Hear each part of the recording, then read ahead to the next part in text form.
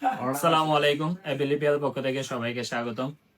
আজকে আমি একটা খুবই গুরুত্বপূর্ণ বিষয় নিয়ে আলোচনা করব এবং প্র্যাকটিক্যালি দেখাবো।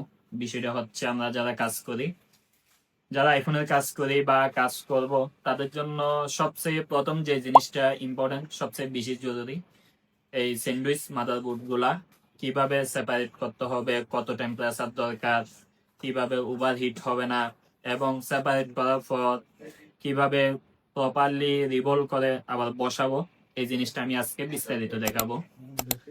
তাহলে দেখি, এটা আমার হাতে একটা আছে 13 Pro Max, এটা আছে একটা 13 Pro। দুইটাই মোবাইলই শর্ট কন্ডিশন আছে, মাদারবোর্ড ফুল শর্ট। এই দুইটা কিভাবে সেপারেট করবো এবং কাজ কিভাবে করবো এগুলো আমি দেখাবো বিস্তারিত।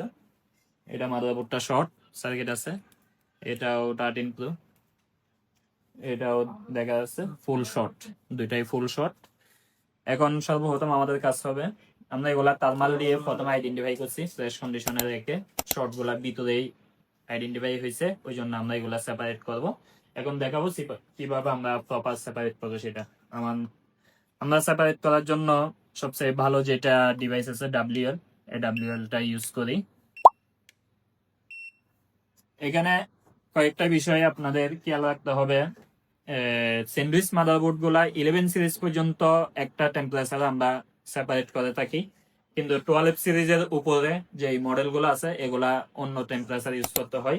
সেক্ষেত্রে যদি বলতে হয় 11 সিরিজ পর্যন্ত আপনারা 180 পর্যন্ত রেখে 170 থেকে 80টা আপনারা বোর্ড গুলা প্রপারলি সেপারেট করতে পারবেন।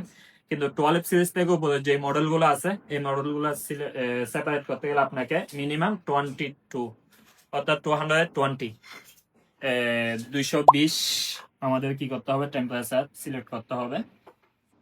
আরেকটা বিষয় আপনারা খেয়াল রাখবেন, সেই বিষয়টা হচ্ছে যতক্ষণ পর্যন্ত মানে টেম্পারেচারটা 220 উঠবে না ততক্ষণ পর্যন্ত মাদারবোর্ডটা সেপারেট হয়ে রাখবেন না। না রাখাটাই হচ্ছে সবচেয়ে বেস্ট, কারণ আগে থেকে যদি মাদারবোর্ড এখানে রাখা হয় মাদারবোর্ড গুলা ওভার হিট হয়ে যায়, বিভিন্ন ধরনের প্রবলেম হয়ে থাকে। আর এই সেপারেট করতে বেশিরভাগ টেকনিশিয়ানের কাছে সিপিইউ গুলো ওভার হিট হয়ে নষ্ট হয়ে যায়। তো সেই জন্য সেপারেট খুবই সতর্কতার সাথে সেপারেট গুলো করতে হবে, বোর্ড সেপারেট করতে হবে। এখন আমি 220 ওটা পর্যন্ত ওয়েট করব। 220 ওঠার পর আমি বোর্ডটা এখানে দিব। আর এখানে বোর্ডের মধ্যে দেখবেন পিছনে এই যে এন্টিনারটা আছে, এটা 5G গুলাতে এটা তোলা যায় না, কিন্তু 4G যে বোর্ড গুলো আছে ওগুলাতে পিছনের এন্টিনার এটা উঠে যায়, একটু হিট দিলে উঠে যায়। এগুলা যেহেতু 5G বোর্ড, এই এন্টিনার গুলো উঠবে না। তবে পিছনের যে রাবার যেটা শিল ছিল ওটা আমি তুলে ফেলছি। এখন আমার টেম্পারেচার 207-8 হয়েছে, 220 হলে আমি এটা মাদারবোর্ডটা এখানে রাখবো। এরপর আমরা দেখবো কিভাবে আমি সেপারেট করতেছি। টেম্পারেচার উঠছে 221 হয়েছে, আমি এখন মাদারবোর্ডটা এখানে রাখবো। দূর থেকে না, এখন এটা অতিরিক্ত বেশিক্ষণ টাইম নেওয়া যাবে না, সর্বোচ্চ 40 সেকেন্ড পর্যন্ত টাইম নেওয়া যাবে। 40 সেকেন্ডের মধ্যে আমার বোর্ডটা কি করতে হবে, সেপারেট করে ফেলতে হবে। এর চেয়ে বেশি না নেওয়াটাই উত্তম। পাশাপাশি আপনি চাইলে এখানে 220-এ আছে কিছু হট গান দিয়ে হালকা একটু হিটও ইউজ করতে পারবেন।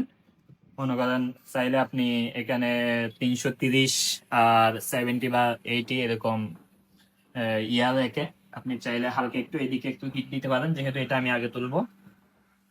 এখানে আরেকটা বিষয় খেয়াল রাখবেন, এদিক দিয়ে কখনো সেপারেট করবেন না। এদিক দিয়ে যদি, অর্থাৎ সিং বেসের ওদিক দিয়ে সেপারেট করলে যে প্রবলেমটা হবে, এটা বাঁকা হয়ে যায়, বসাতে পরবর্তী রিভলভ করে বসাতে সমস্যায় পড়তে হবে।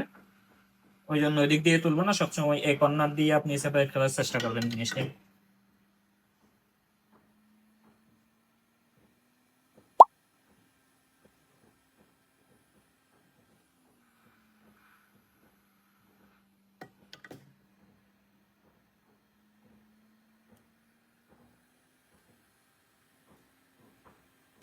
মাদারবোর্ডটা সেপারেট হয়ে গেছে।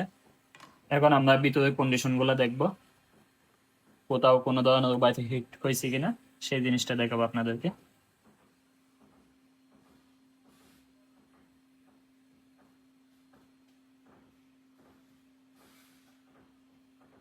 এখানে আপনারা একটা জিনিস দেখবেন, সেটা হচ্ছে আমাদের বুট যখন ওভারহিট হবে তখন এই যে কম্পোনেন্ট গুলো আছে এগুলা থেকে হালকা হালকা বল বের হওয়ার সম্ভাবনা থাকবে, বল বের হয়ে যাবে, কিন্তু এগুলা দেখেন একদম ফ্রেশ কন্ডিশন আছে, অর্থাৎ কোনো ধরনের এখানে ওভারহিট হয়নি। সিপিইউটাও যদি আমরা দেখি সেম কন্ডিশন, কোনোভাবেই ওভারহিট হয়নি, দেখেন একদম প্রপারলি মাদারবোর্ডটা কি হয়ে গেছে, সেপারেট হয়ে গেছে। আর লেয়ারের যে বলগুলো আছে সবগুলা বল মেল্ট হওয়ার আগে আমি সেপারেট করে ফেলছি, যার কারণে ওভারহিট হওয়ার কোনো ধরনের সম্ভাবনা নাই। আপনার সিপিইউ থেকে নিয়ে মাদারবোর্ড সবগুলা 100% সেফ থাকবে। তো আপনারা যারা সেপারেট করবেন চেষ্টা করবেন মাদারবোর্ড ওভারহিট না করে প্রপারলি সেপারেট করা। যেহেতু একটা ভিডিও অনেক লং হয়ে যাচ্ছে সেজন্য আমি সেপারেটটা দেখালাম, পরবর্তীতে কাজ করার পর আমি যখন রিভলভ করবো রিভলিংটা পরবর্তী ভিডিওতে দেখাবো ইনশাল্লাহ।